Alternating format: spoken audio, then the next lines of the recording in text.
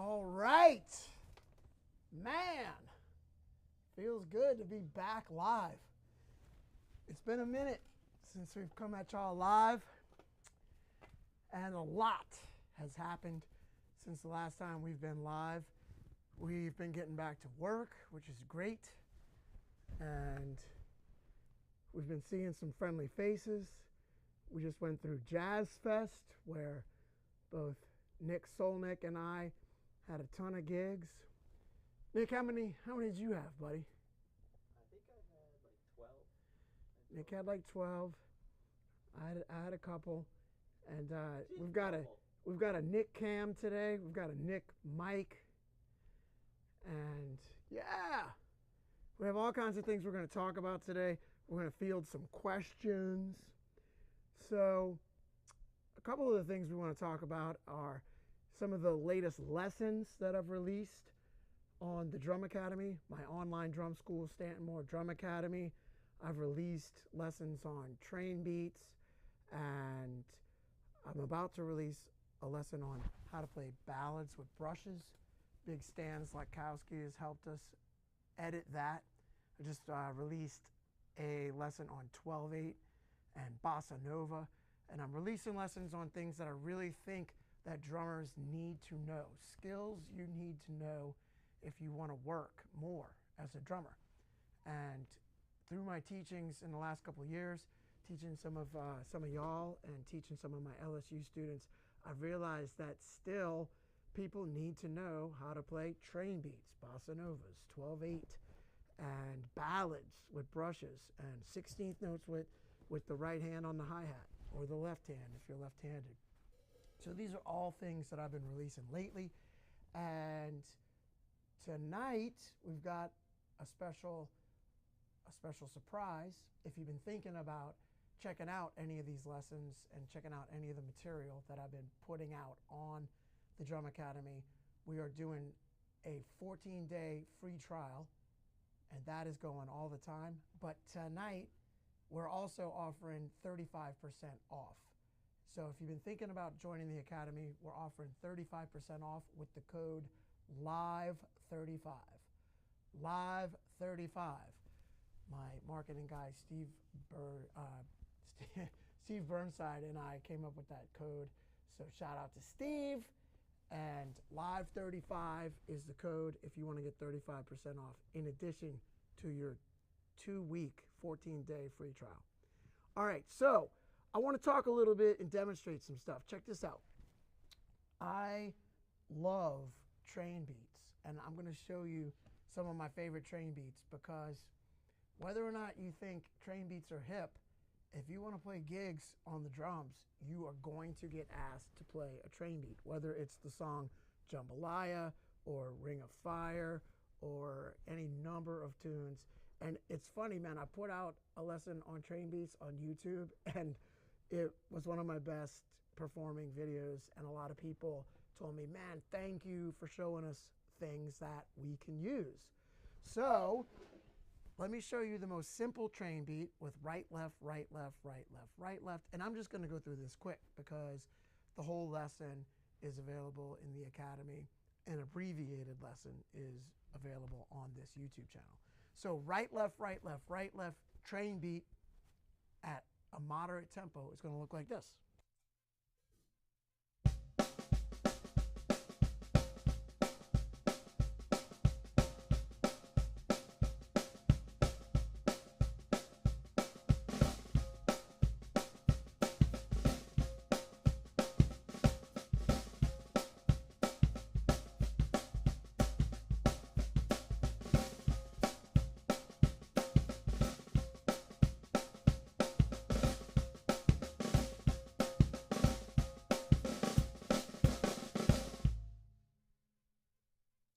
So I started embellishing it a little bit as we went, but you'll be surprised how many songs that beat works to. And that's super straightforward. Of course, you can add buzzes to it. I did that a little bit, but here's adding some more buzzes. Check it out. And I'm going to pick up the tempo.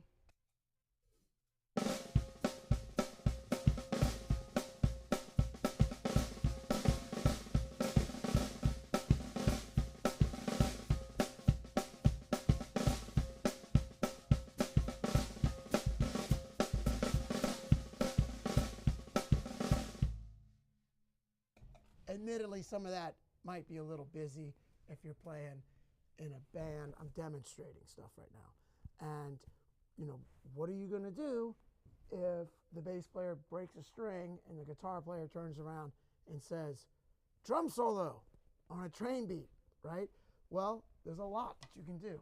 Just for kicks, because we're doing a drum live hang, I'm going to just play kind of some elaborated ideas on the train beat. Check it out.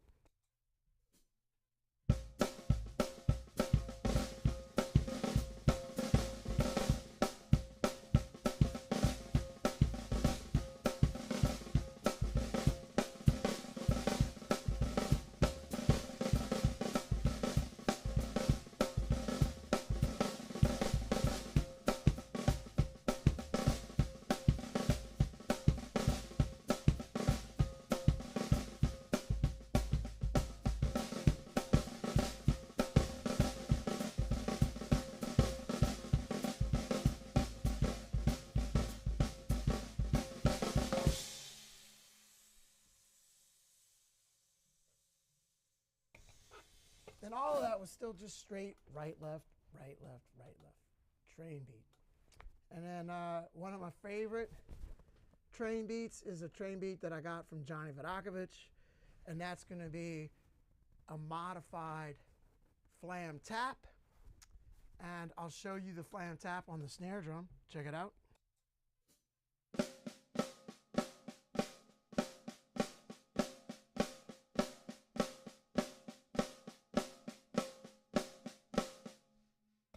This train beat is going to be simplified. You're not going to play the flam on the first right. So it's just right, right, flam, left, right, right, flam, left, right, right, flam, left, right, right, flam.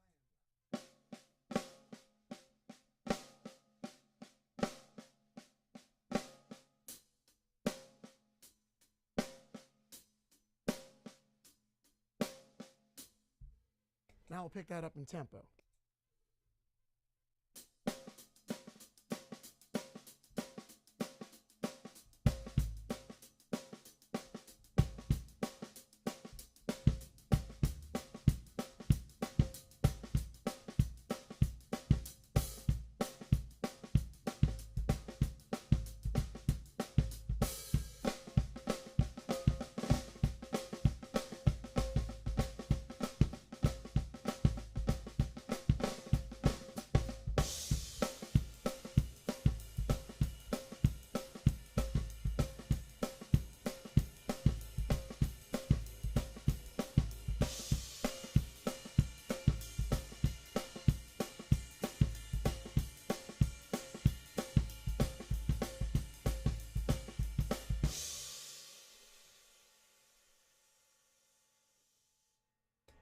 Yeah.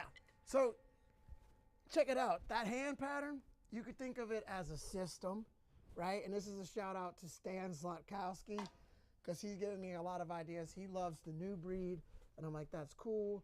And then how about checking out some systems that work in practical applications as well? So check it out. I'm going to play that system, and then I'm just going to solo with my foot under it. And not really solo, but just play some bass drum variations. And that's just going to be right, right, flam, left, right, right, flam, left. And I'm going to play it on the ride and the snare, and I'm going to have fun on the bass drum. But I'm going to try to keep these hands the same. Check it out.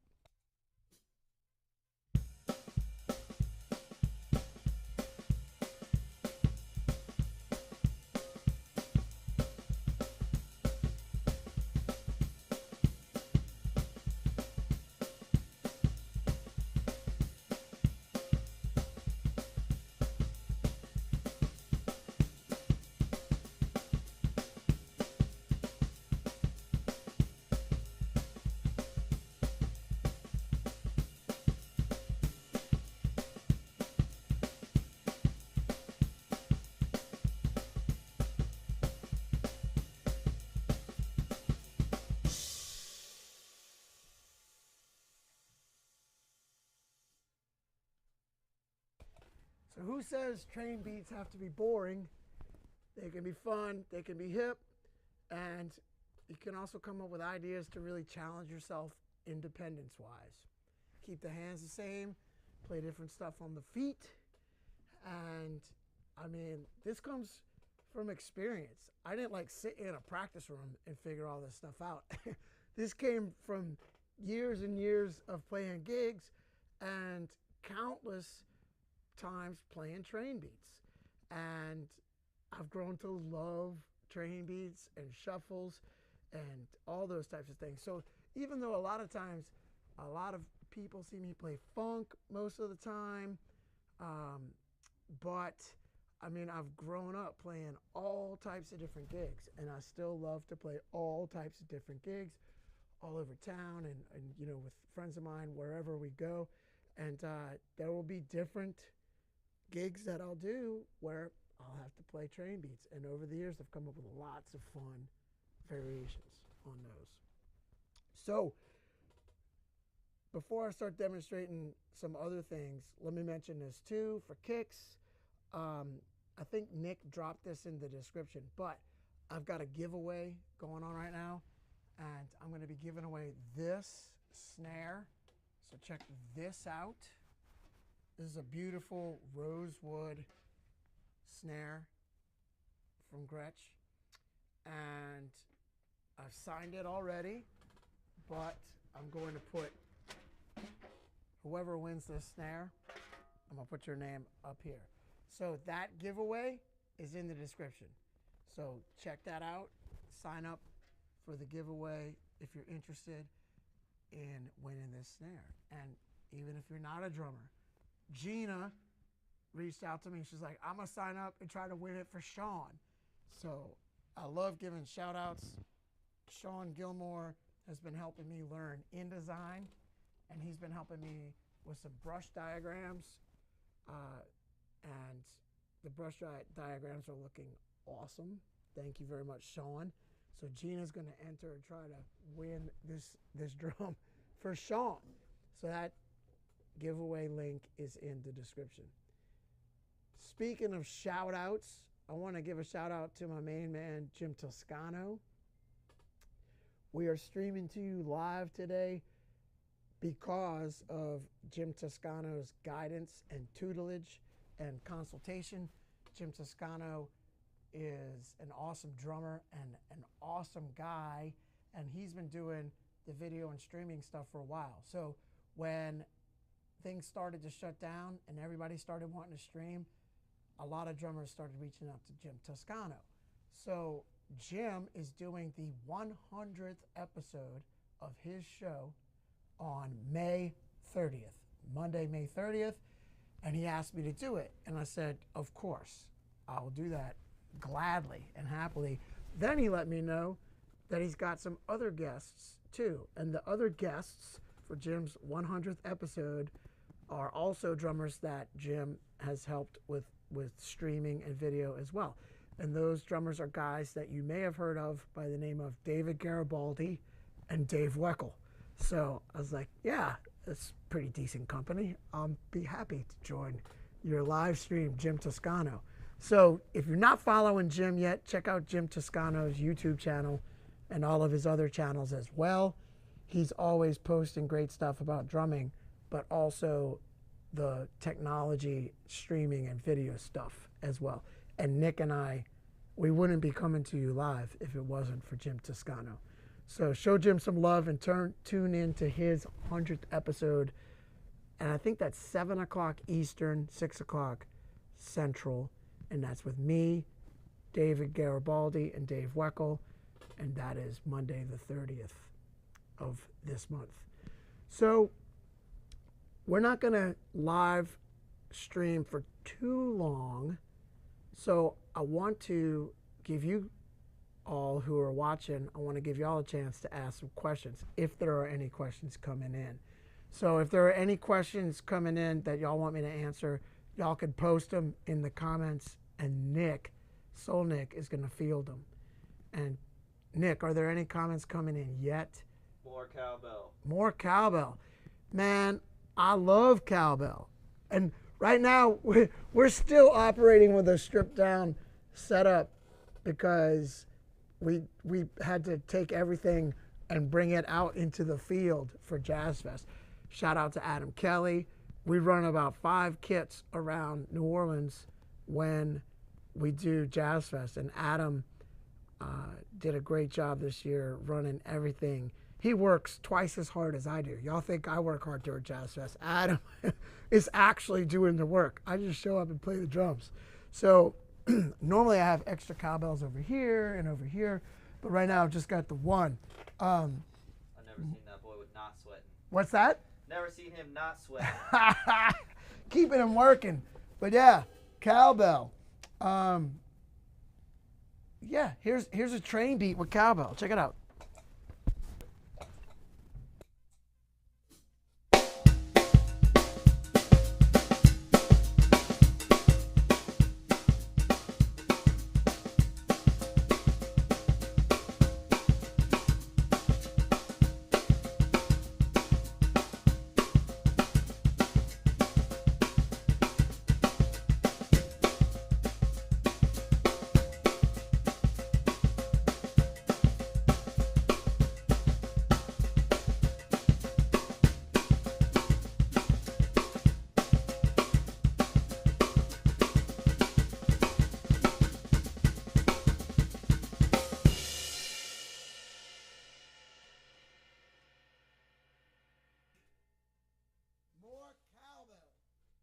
More cowbell. Yeah. Here's one. Oh, I got a mic too. Oh, Train beats are so fun. You can play them I got one. on cowbell. I think this mic's messed up. One question. One of the questions we got is, when's that new prototype cymbal coming out? When is this new prototype cymbal coming out? It is coming out in the fall. And let's see, can you hold it up? Can you do the overhead? Check that out. Forward. You want me to do it forward? Bring it this way a little bit. Oh, come forward? There you go. So I want y'all to be able to see these craters. Check that out. And then let's do it to the front cam as well. Oh, I see what you meant. Do the front. Yeah, so here we go, front cam. Check it out. So check out these craters. So I just had a great Zoom with Joe Pillai yesterday, who is one of the main guys at the Zildjian factory. And we've been working hard on getting this thing right. And I went to Boston with Galactic in March, and I showed up to the factory with a whole bunch of prototypes that we've been working on, as well as inspiration cymbals from years of collecting. And this is getting very, very close. And the whole idea with this cymbal is that you can play this thing in a piano trio, you can ride on it, and then you can play it in a groove setting, and you can crash on it, and it'll open up as a beautiful trashy crash. And you can play this thing all the way up into anything, including heavy metal. So I'm going to demonstrate that. This is going to be called the Lunar Crash, and it will be available this fall through the concept shop with Zildjian. Check it out.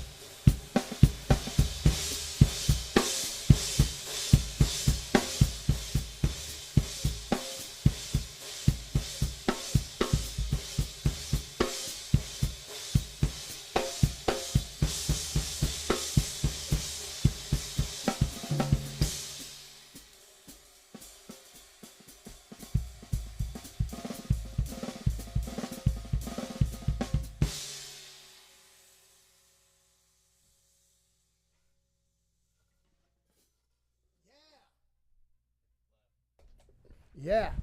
So I think we've nailed it, and we've reached our recipe, and we know what we're doing as far as the production of this cymbal. And the guys at Zildjian have been awesome, and I've really enjoyed working on this with them, and it's coming out in the fall, and it'll be called the Lunar Crash. And that's the story on that, and I love it. Sounds great. And this one I just got, but I'm going to be playing it a lot coming up. Got some more questions. Yes, sir. Mr. Nick Solnick. Oh yeah, Nick Cam. Hey everybody. So someone was asking, what are your thoughts on coated heads on the resonance side? That's a Yeah. great question.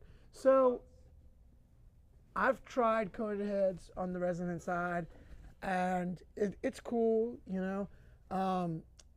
It gives maybe a slightly mellower sound. To be honest, it's not as much of a difference as the difference between clear and coated on the batter side.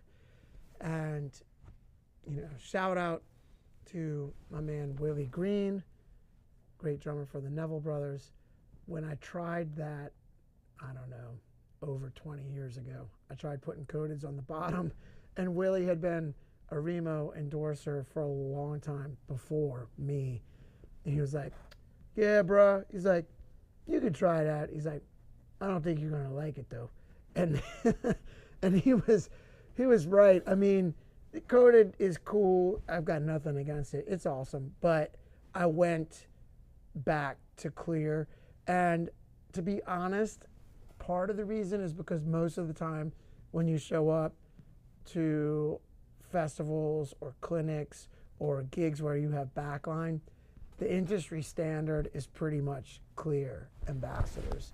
So just to keep things consistent across the board, I just went back to clears.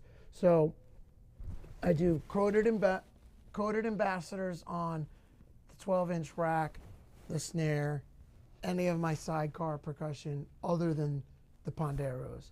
And then I do coated emperors on the ponderos, which I normally have a second one over here, and the floor toms.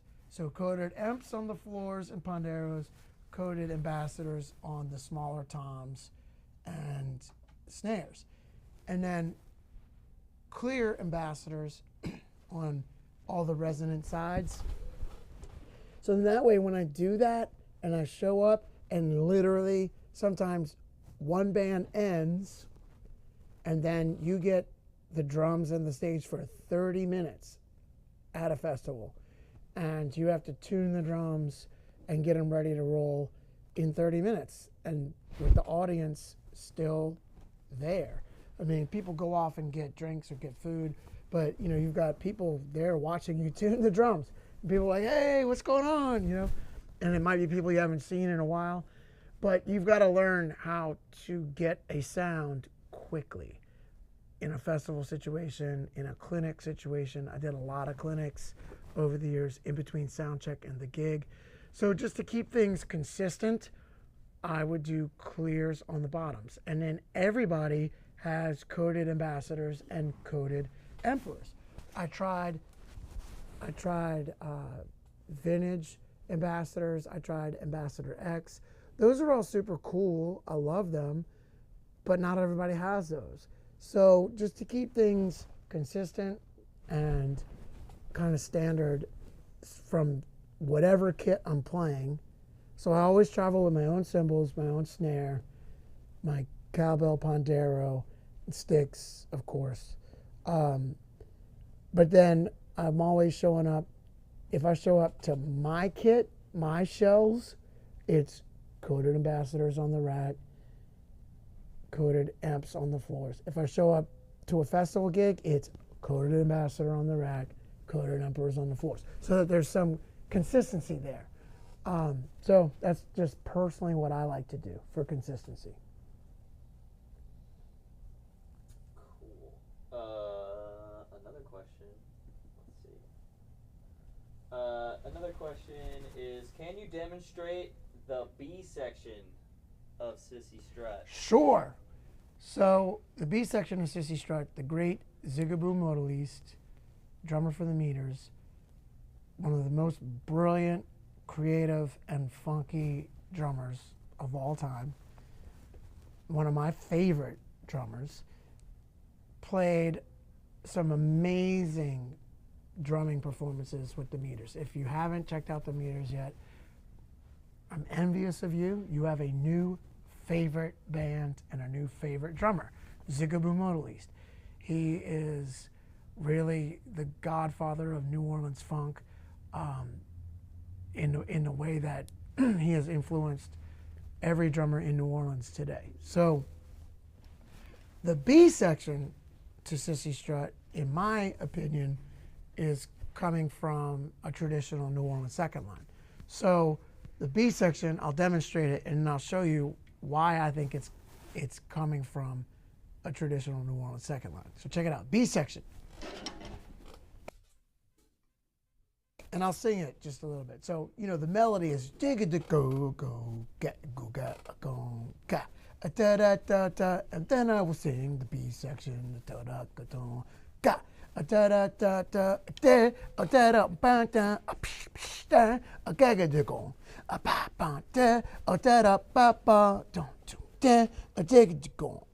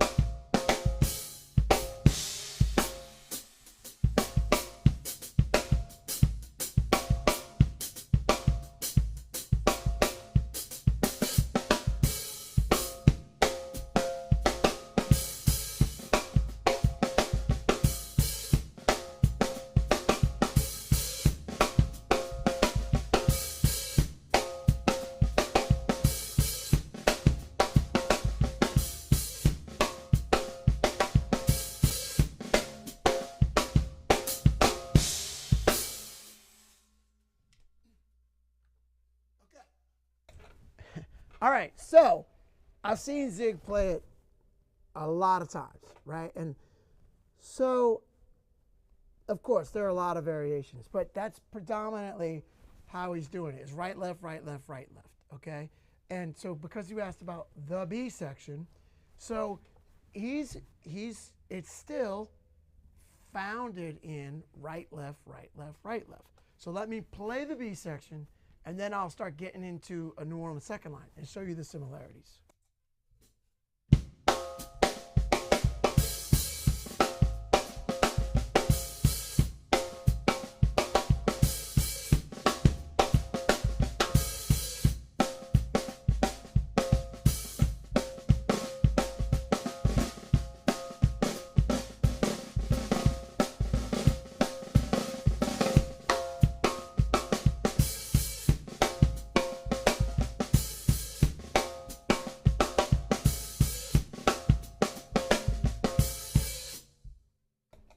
Right? So traditional New Orleans second line is all right, left, right, left, right, left. I mean, different people play it different ways. But the simplest form of it, if you watch Herlin Riley and Shannon Powell, these guys who play beautiful, amazing traditional New Orleans music, they play all styles of music. But when they play a traditional New Orleans second line, they usually base it off of right, left, right, left, right, left. And I'm going to slow it down and show you what that is. Right, left, right, left, right, left. And this accent pattern is based off of a modified 2-3 clave. Ga, ga, ga, ga, ga. But you change one note.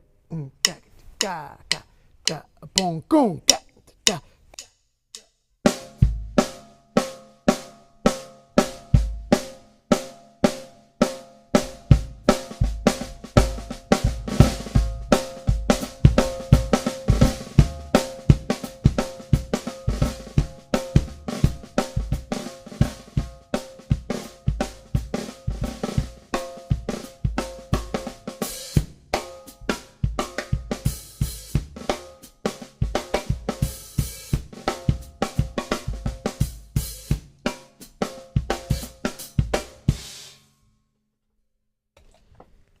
So, to me, the easiest way to demonstrate Zig's approach on Sissy Strut is to show you the similarities between what he's doing there on the B section and the traditional New Orleans second line. And I've seen Zig demonstrate where he's talking about what he's playing on Sissy Strut coming from New Orleans cadences, right?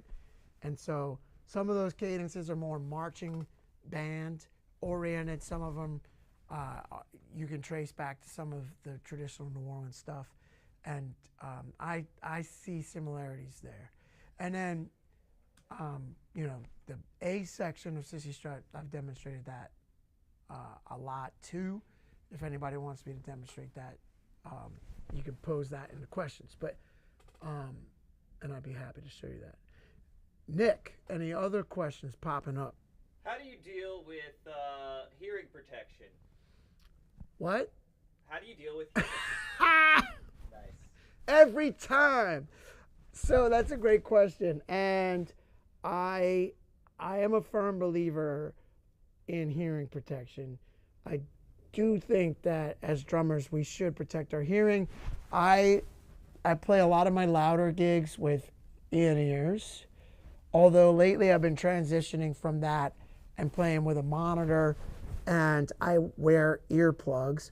So even if you get just the foam earplugs, that's going to help. But if you can get fitted earplugs, that's going to help. If you can get some of the Vic Firth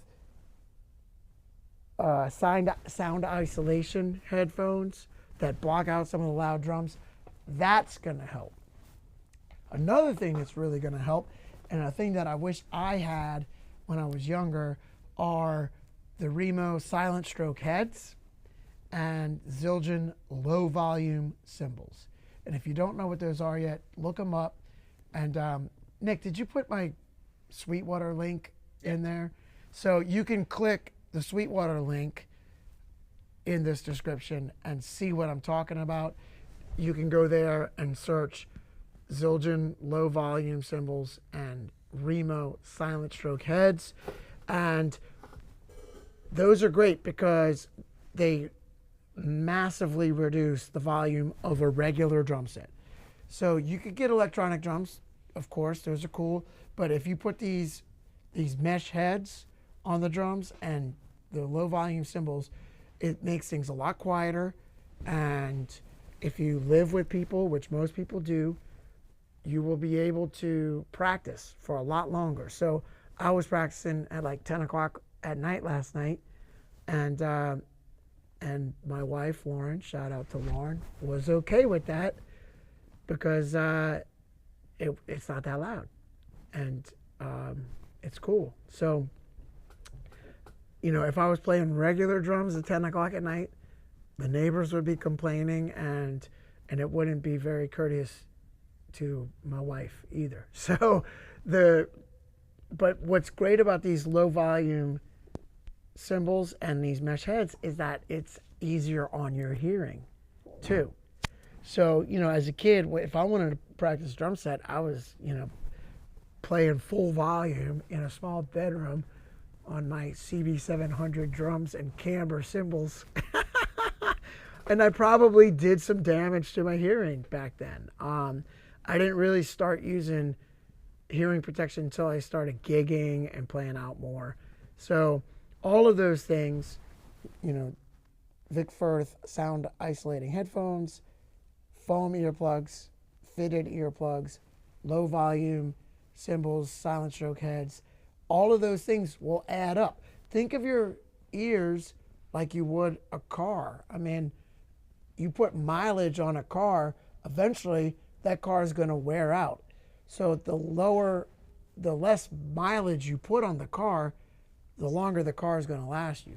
So the less mileage you put on your ears, the longer your ears are going to last you. Here's actually a really good question. Let me get to it. Smooths. He asks, Hey Stanton, jazz pianist Hal Gapper talks about in his video Rhythm and Syncopation that the key to jazz syncopation is the New Orleans second line march beat. What do you think of that? I mean, it's hugely helpful to understand that.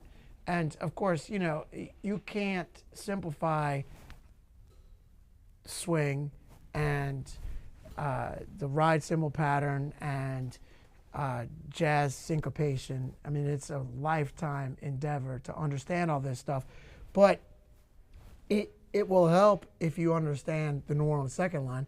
So check it out. You can pick 1,000 tunes, but so here's the New Orleans second line rhythm, right?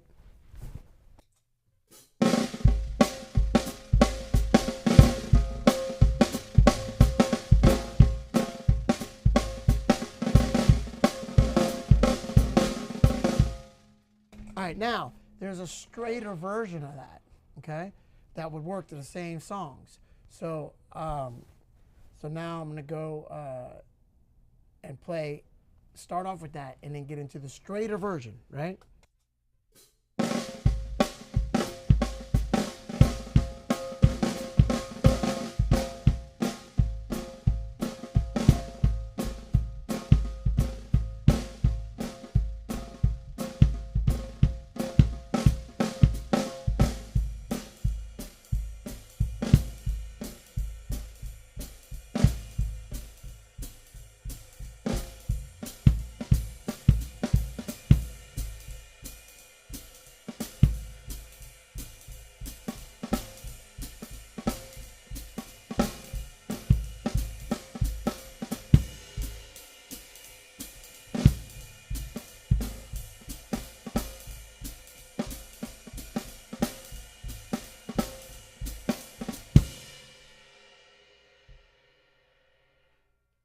So in all of that,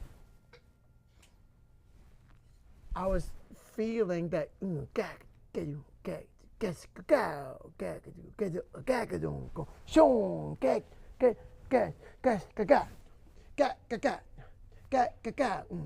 so I was feeling that under what I was playing, and that keeps me grounded and keeps what I'm playing from sounding schizophrenic or like I'm just playing syncopation randomly, right?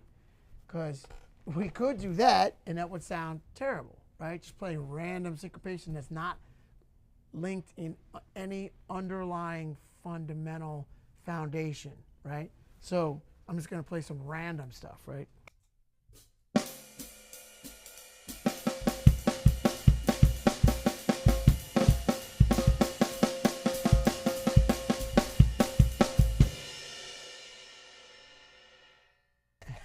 I mean, that's cool, and a lot of it was based off of upbeat triplets, right? And that's cool, but you do that behind a piano player, and you're not going to last very long on the gig. I was also playing pretty loud on purpose, just to be offensive. So to show you that, like, nobody wants to play with somebody who's playing like that. I mean, you can work up to that, and I might hint at stuff like that. But if you stick to New Orleans, boom, gagadoo, gadoo, gagadoo, gada, boom, gagadoo, gadoo, gagadoo, gada, boom, under everything you're doing to start, that's going to be helpful. It can be. Gagadoo, gada, gagadoo, gada, boom, gagadoo, gadoo.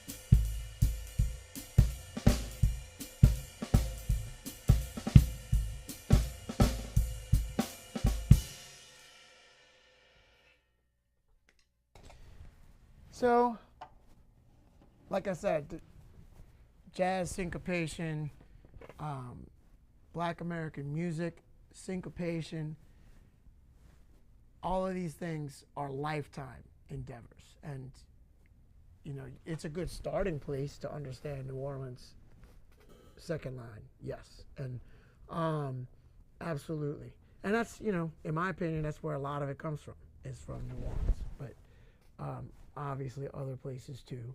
But and it's all coming from Africa. So things and coming from the horrific practices of slavery, forcing migration from Africa through Haiti, then Cuba, then to New Orleans. But all these rhythms and culture and music were brought over here from Africa through those horrific practices of slavery.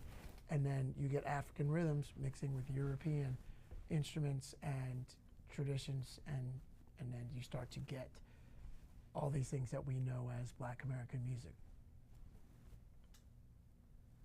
Cool. Any other questions, Mr. Nick Solnick? Oh, yeah. Got more questions. I think both of these. I think both of these are deep subjects, but so I'll let you pick. What's happening with your mic? We prepared so much. I don't know, man. I don't know. Just so y'all know, like doing this live stream stuff, it's like you could prepare and. I'm pressing a lot of buttons here. I know. This is our first time back in a while, and we're planning on trying to come back like once a month or so. So keep an eye out. Also, first time on YouTube. What's that? First time on YouTube. First time just on YouTube. And oh, let me say this: if you're tuning into YouTube and you don't subscribe to my channel yet, please subscribe to my channel and hit the notification bell so that you'll be notified when I am posting stuff. So what I do is I post abbreviated lessons on YouTube, and then the longer lessons with the notation on the screen and the downloadable PDF booklet that go with the lessons. That's all available on my online drum school, Stanton Moore Drum Academy. YouTube, I put out shorter versions of all this stuff without the notation and all that. So if you're not subscribed to my YouTube channel and you're not getting that notification bell yet, do that for me. And then or not for me, it's more for you, so that you get all this free content that we're putting out. And then I mentioned it earlier in the stream, but I always have a 14-day free trial going. So if you're interested in checking out the Drum Academy, you can check it out for free for 14 days. And tonight, if you sign up tonight, I'm offering 35% off on annual memberships and monthly memberships. Just use the code LIVE35 when you check out. So excellent. And you had a question that you were going to pose to me. So there was like two. Now there's three questions. Three questions. All right. So one question is any blues shuffle exercises for dynamics that you recommend. And then the other one is from our favorite person from Greece, Nikos. What's up, Malaka? You know, basically asking, what is your approach to doing a drum solo? So take your pick, because they're both big topics. Yeah, well, thanks a lot. So yes, those are both big topics. Okay, so shuffles, I absolutely love shuffles. And playing shuffles at a low volume is a challenge.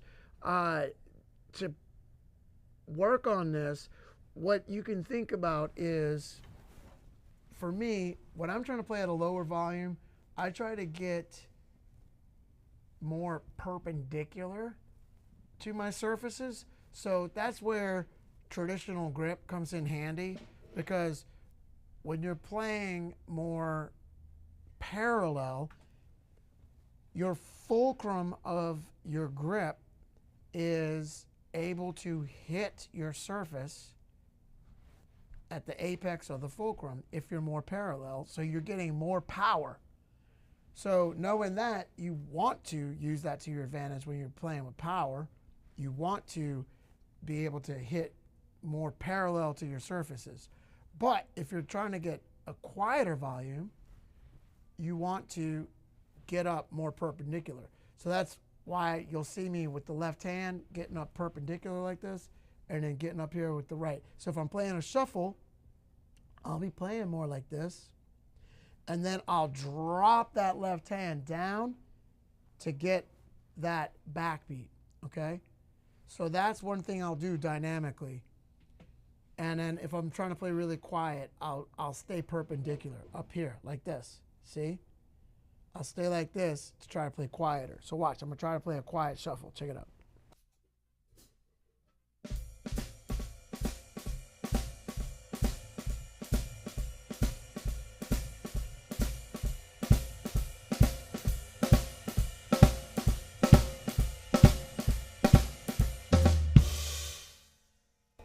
And then I got louder on purpose.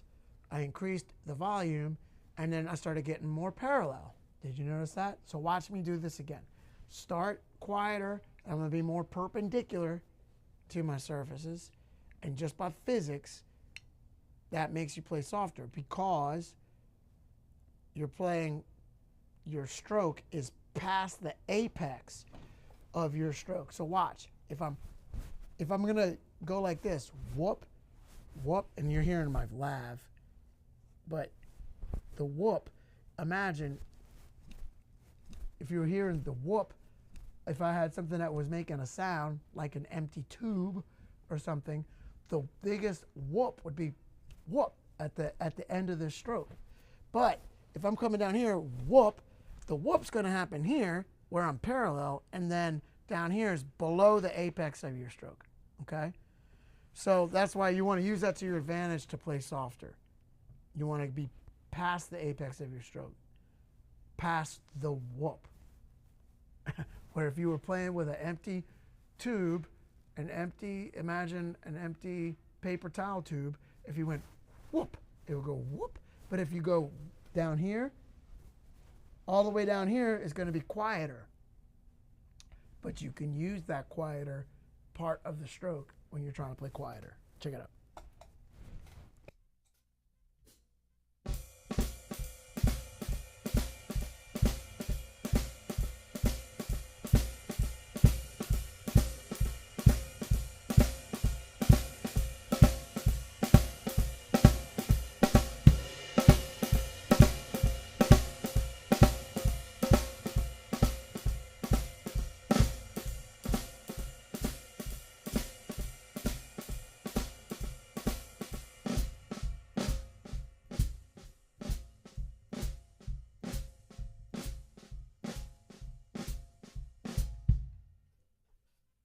And there at the end, I went into something that I use when I'm playing really quiet, and that is I'll mute the cymbal like this. Pressing in, right? And I'm pressing in quarter notes with the cymbal. I'm muffling the cymbal on every quarter note as opposed or. So I'm muffling it on every quarter note. And then I'll play buzzes on the upbeats, right? And then I'll emphasize 2 and 4 on the bass drum. 1, 2.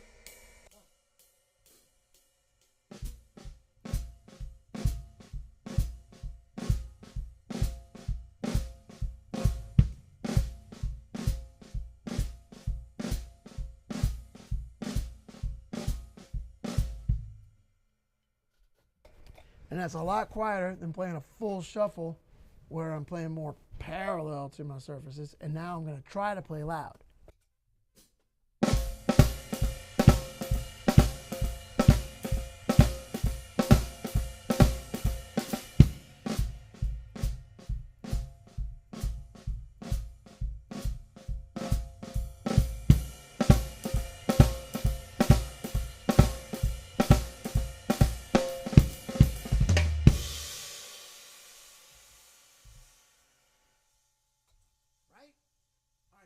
So,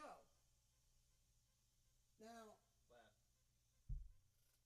laugh. I hit it, but it didn't engage. Okay, so hopefully that gives you some ideas on playing quieter with the shuffle. And then also, I love playing a shuffle with brushes. And what I'll do is just play that crescent in the right hand. Give me that overhead. So I'll play that crescent. 1, 2, 3, 4, 1, 2, 3, 4.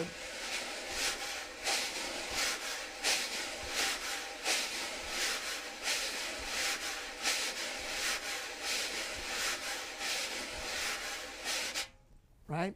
Now pick it up to tempo.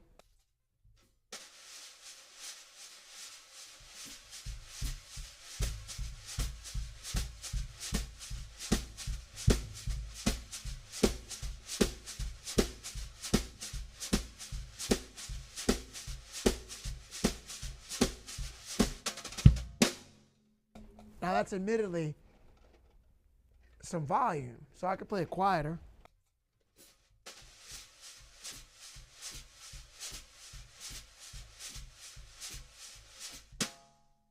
Right? So all kinds of dynamic options with the shuffle. That was a great question because it's important to be able to play at all kinds of different volume levels, and it's not easy to play a shuffle at a quiet volume level. It's not easy to play a shuffle in general. Shuffle is a highly underrated groove, and it is not easy to play a shuffle like a master. So Nikos wanted to know about soloing. So Nikos, that's a great question, and there's a lot of different approaches that I draw from when playing a solo, and sometimes I combine those approaches. So right now, let's take a really simple song. Let's take When the Saints Go Marching In, right? Most people know When the Saints Go Marching In.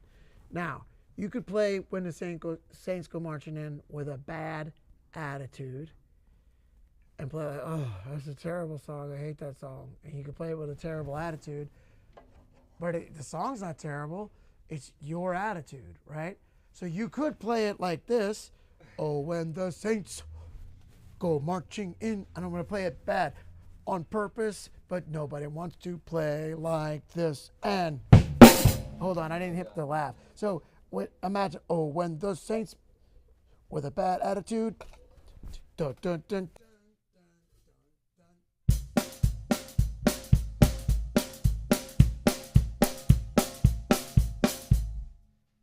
That's terrible, right? But you could play it with a good attitude and try to play it like Herlin and Shannon. So, Nikos, to answer your question, right now, I'm going to groove with When the Saints Go Marching in my mind, but I'm going to play it with a good attitude and try to groove on it. Then I'm going to start playing more melodically with that melody in mind. Now, when I play it, I'm also going to be doing some of what I talked about, keeping the hands the same, but varying the foot. So my hand system might be Saturdo, Saturdo, Saturdo, sa. So buzzing in the left, playing the ride cymbal in the right.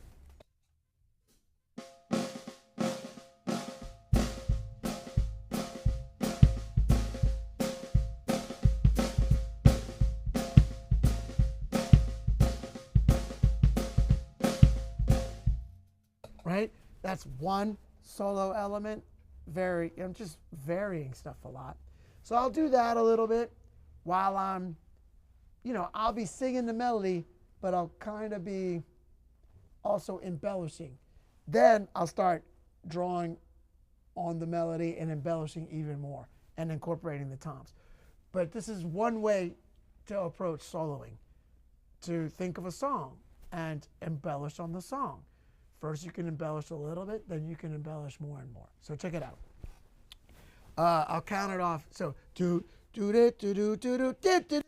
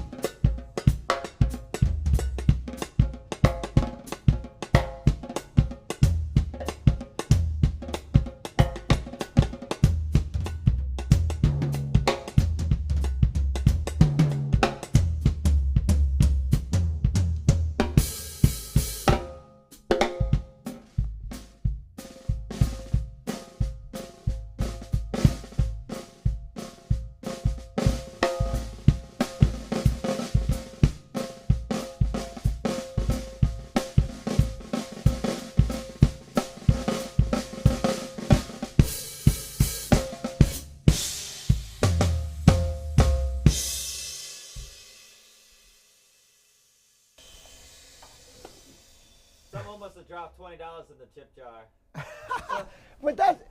But I'm doing that on purpose to show you, like, you can still have fun playing a tune that some people are like, oh, I don't want to play that tune. It's like, why not? It's like, we've all heard Johnny Vodakovich solo on Happy Birthday, and he makes it sound amazing, right? It's killer. So, you know, the reason I pick a tune like that is everybody knows that tune. So hopefully, I was purposely not stating the tune, but you could hopefully hear the tune, right? Nikos, let me know in the comments if you could hear that tune. So that's one way I approach soloing, right? I love soloing over a melody. Because if you're thinking of a melody, and if everybody's hearing the melody, if the audience is also hearing the melody along with you, then that really helps everything be more musical, because the audience is singing along with you in their head. And so, you know, a lot of the work is being done for you, in that you don't have to spell out or say everything. It's like that magic of interpretation, or the magic of suggestion. So you're suggesting a lot because people are hearing that melody. So you're playing, and what you're playing, though, is suggesting the melody. So people are hearing more than what's actually going on, if that makes sense. But then, you know, another way to solo is open. But even when I'm soloing open, I'm still thinking about either a rhythmic structure, either the clave or 2 and 4 on the backbeat. So, you know, here's a solo where I'm going to solo just open, but I'm going to be thinking about 1 on the bass drum and 2 and 4 on the snare drum. But I'm not always going to play that, but that's going to be the thing that's going to lock me in, right? So I'm going to solo around that rhythmic structure. I'm going to state the rhythm structure at first. Check it out.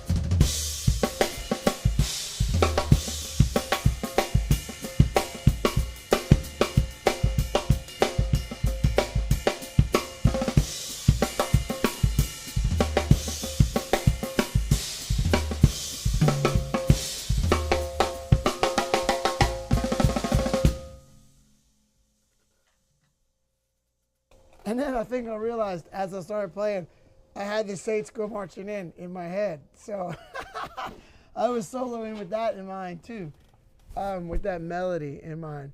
So even when I was getting away from the 1 on the bass drum, 2 and 4 on the snare drum, I was still feeling a groove, you know? So I always like to keep something underlying my solo, whether it's a melody or a form, or if it's a rhythmic structure, right? So, you know, here's another rhythmic structure, the clave, da, da, da, da, da, ah, ah. So I'm gonna solo over this, right? Da, da, da, da, da.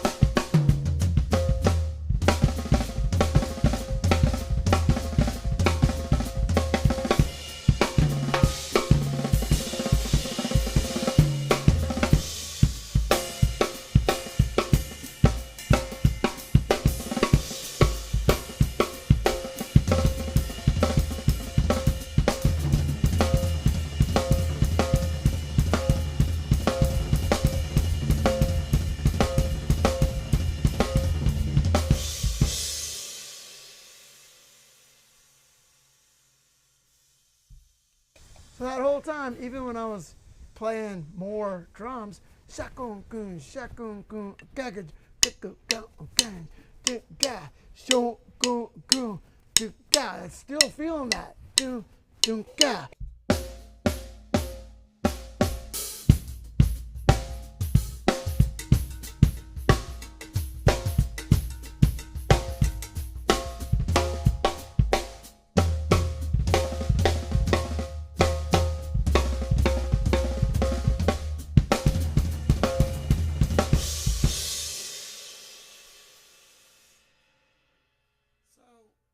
So even there, I was still soloing with some kind of foundation in mind. So maybe it's a rhythmic foundation, maybe it's a melodic foundation like a song. So, and sometimes it's a combination of that. But rarely am I just like throwing stuff out there, just throwing sticks at the drums and just kind of like throwing stuff against the wall. I usually like my solos to be built upon some kind of musical idea, whether it's the melody, the song form, or at least a groove or a rhythmic structure. Hopefully that answers your question. Nikos, great question though, buddy. Yeah, and then we're probably getting close. Oh, look at that, we're over time. Time flies, man, it always does. So just to recap on some of the things that I wanted to mention, check out my buddy Jim Toscano on Monday, May 30th. It's his 100th episode, and we would not be coming to you if it wasn't for him. He's got Dave Weckel, Dave Garibaldi, and myself, and that's 7 o'clock Eastern on Monday, May 30th. I'm giving away this beautiful snare drum. I mean, I almost hate to give it away, but this beautiful snare drum, I've already signed it, and then I'm gonna put your name on it once you win. The link to sign up for that giveaway is in the description. And then tonight, I'm running 35% off on the Drum Academy. So just enter Live 35 when you sign up, and you'll get 35% off for the life of your subscription, whether you decide to go annual or monthly. And shout out to Nick Solnick over here. Yes, indeed. We got the Nick Cam. And thanks to everyone who tuned in tonight. It's great to be back. We plan on trying to do these about once a month. So please spread the word. Please subscribe to the YouTube channel and hit that notification bell if you're not already. And yeah, man, it's great to be back. And I look forward to coming back and playing some more for all of y'all. Thanks for all your support. Thanks to everyone who's been showing up to the gigs. I've been touring, and it's been great to see some friendly faces. So thank you, man. It really, really means a lot to me for all of y'all who have been reaching out and who have been supporting. So I thank y'all, and we're going to tune off. We're going to turn off. We're going to sign out. So thank you for tuning in. We're signing out. Good night, and we'll see y'all soon. Thank you.